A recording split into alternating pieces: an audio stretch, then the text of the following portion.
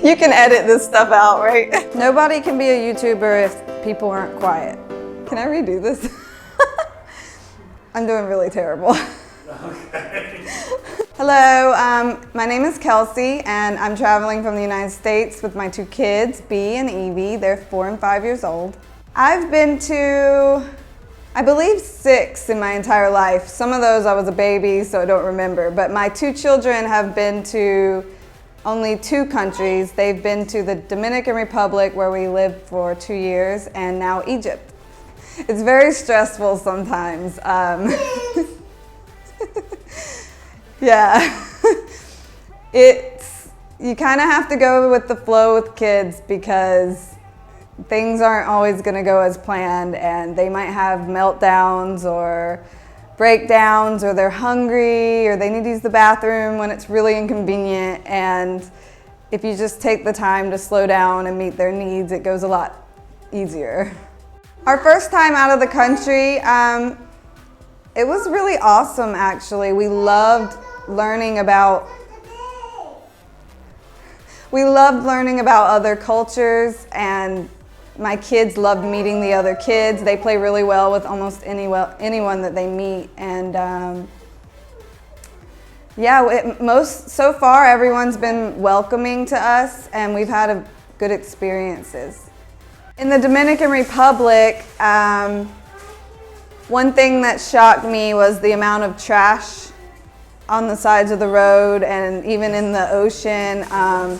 There's not a very good system for handling trash there, but really culturally, people tend to just throw the trash on the ground and not really care, which is very different to what I'm used to in the United States. And it was just something to get used to, because there they don't have the resources to handle their trash. It's also an island, and so the trash is there. They don't really export it off. So that was one thing that surprised me. I lived in the Dominican Republic, and it's actually very similar to here. I was surprised. So my expectations were kind of changed. I wasn't expecting it to be cold. I heard it would be cold, and I've lived in a desert before, but it was only cold at night. And I was expecting that it would only be cold at night. Well, it was cold during the day as well. The vibe was really good, and the people were nice so far. And yeah, that's my first experience. One thing is, I didn't realize how, you can't just drive anywhere. That's something I'm not used to. Even in foreign countries, I'm used to being able to rent a car and go anywhere that I want. And I've found that here, you can't do that. So you need special permission to drive to a different city if you want to. Well, so far, I've found hospitality, like the hotel we're staying at now, Horace Guest House. It's been really great. There's a restaurant here, and in a hotel in the United States, it's pretty similar hospitality experience. Yeah, so flying in, one thing that took me off guard was there was a lot of what looks like farmland and a lot more cities than I imagined. I thought it would be way more desert, less buildings, and the farmland was what's close to the Nile, but it goes way further out than I thought it would be, like the green, lush ground. So yeah, and there's a lot more cities, but there's still camels, so. Well, we've had to adjust to a time change, so we spent most of the day sleeping and trying to catch up on that, and we're ready to be a little bit more settled in. And right now, we're trying to travel from Cairo to Luxor, which is a pretty far distance, so.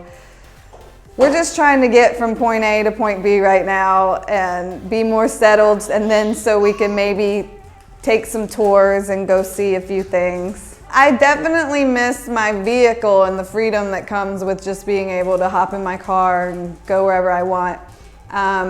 Also, my cell phone doesn't work here, which it's accessible. You can get your own cell phone plan, but Yeah, there's not much that I miss from my home country because I'm very go with the flow. I don't have a solid morning routine or daily routine, and I actually enjoy the newness that comes along with traveling.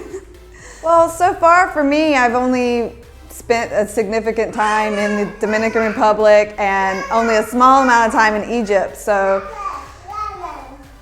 I guess I would say the Dominican Republic because I know so much about it and I could guide them, but that could change if Egypt is enlightening and a good experience. Well, we had one meal last night here at the hotel we're staying in, and it was very good. But I've heard really good things about the food here, and I can't wait to try it all. So we haven't had much yet.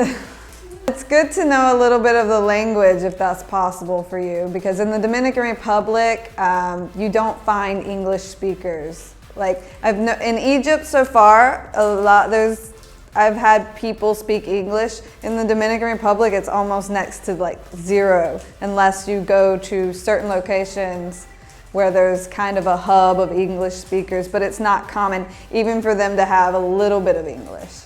For the Dominican Republic, I would definitely recommend bringing your own appliances if you're attached to anything.